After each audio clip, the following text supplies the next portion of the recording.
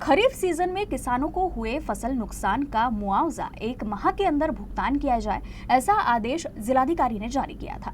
आदेश के 1.5 माह बीत जाने के बाद भी बीमा कंपनी ने अभी तक इस पर अमल नहीं किया, जिससे नाराज किसानों ने आदेश की होली जलाकर बीमा कंपनी के खिलाफ अपना गुस्सा जाहिर किया।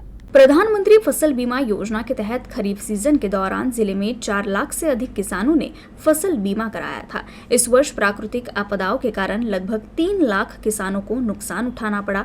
फसल बीमा कंपनी ने प्रभावित किसानों के नुकसान का पंचनामा भी किया था। हालांकि बीमा कंपनी ने नुकसान का 25% भी नहीं दिया।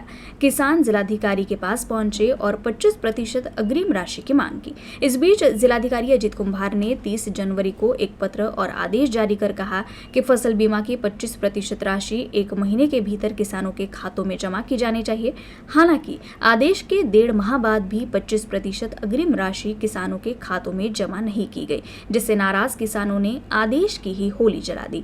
इस अवसर पर गोपाल पोहरे, देवानंद साबले, संदीप मेटांगे, पंकज बाजोड़, कुशल जैन, देवा गावंडे, रवि गावंडे, विष्णु अरबट, सुनील लांडे, चेतन नराजे आदि युवा किसान उपस्थित थे।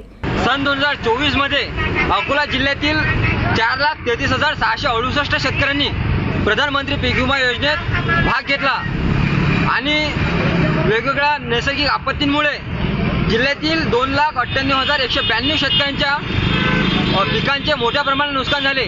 त्या अनुषंगाने आणि समितीचे अध्यक्ष या नात्याने जिल्हाधिकारी अकोला यांनी एक अध्यादेश काढून कंपनीला 1 महिन्यात पीक विमा शेतकऱ्यांना द्या, शेतकऱ्याच्या खात्यात पीक विमा जमा करा असा आदेश काढला।